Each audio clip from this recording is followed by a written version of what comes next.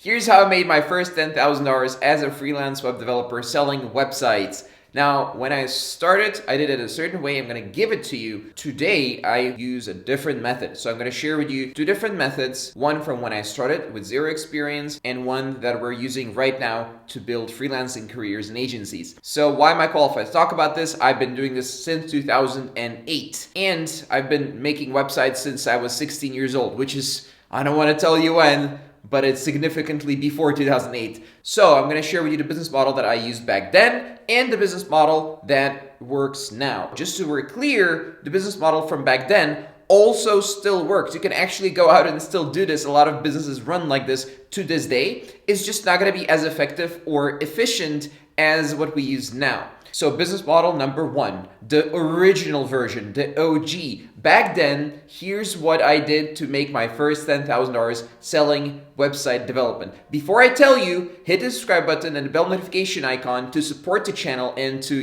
help me boost in the algorithm. Right, so what I did back then is I figured out that a bunch of companies have ancient websites from like 10 years ago, and I could do two things. I could either call all the companies out there and try to sell them a website, or I could find the ones with the most ancient, outdated website that have probably been thinking for a good 5-6 years to replace it, but they just never got to this point. They just never created time or space in their business to get to hiring a web developer. So what I did was I just called them out of the blue. I cold called them. I found their website using company registries like Yellow Pages and stuff like that. And then I would call them and say, hey, I tried ordering stuff from your website and I tried using your website, but it just doesn't work very well. Is there a different way I can use this? Or maybe, I could also make you a new one perhaps?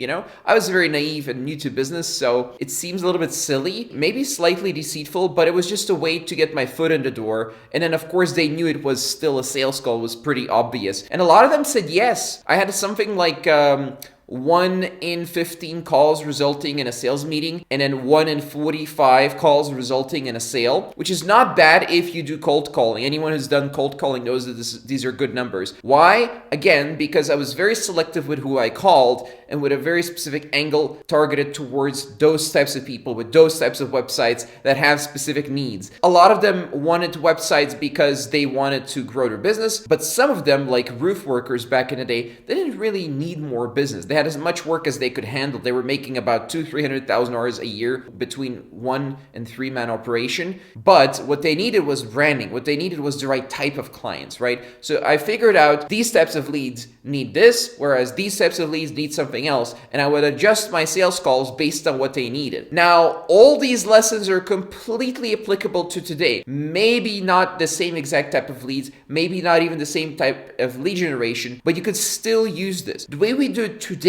is we leverage freelancing platforms, because all those companies, they go on freelancing platforms now and they say, look, I want a website. I'm already looking for this. You don't have to hard sell me or anything like that. I just want the best solution and I want to figure out a way to do this and make the right decision for my business. But I don't want to become an expert in web development, right? So these are the types of leads that come to Upwork. 80% of them gonna want to be cheap, but 20% of them, they also have the budget to pay you good money for a good website, which is good. That's a good ratio. Remember, I had to do 45 calls just to close 1 sale. On Upwork, if you talk to 4 or 5 people, you should already have 1 client. So this is one of the freelancing platforms. The other one is Fiverr. The thing with using freelancing platforms is they have inbuilt credibility. They have inbuilt source of leads. They spend millions on ads, most likely. I don't know exactly how much they spend on ads, but it's a lot. They have built a reputation over many, many years, which you can leverage as a freelance web developer. You can go on their platform, and by the way, I'm not even affiliated with them. I'm just saying it's a good platform to generate leads for your business. So you can go on their platform, you can get the leads that you need, and they already have demand. They already have a requirement to build something. As such, they're a lot warmer. You don't need 45 calls to close 1 sale. Furthermore, what you need to check for is, do they have enough money? Is the problem big enough for them to solve to justify paying that amount of money? And can you keep working with them so it becomes a client for 1 or 2 years so you can make like $20,000 webinars from a single client for all the updates and so on that they will need over the next few years in their business. That is really what you're looking for. And then you're also looking to build up your credibility so that you have to spend less time on sales calls, because you don't want to show them everything and do the whole song and dance on every single call, because you can have this inbuilt into your marketing, your branding on the freelancing platforms. If you'd like to know how to write your profile and use the freelancing platforms, there's a video, whole playlist in the description on how to get started, how to get leads on Upwork and other freelancing platforms. Don't listen to all the haters. This is, first of all, not quick and easy. This is for people who want to put in real work, but this is at the same time, it is not as hard and,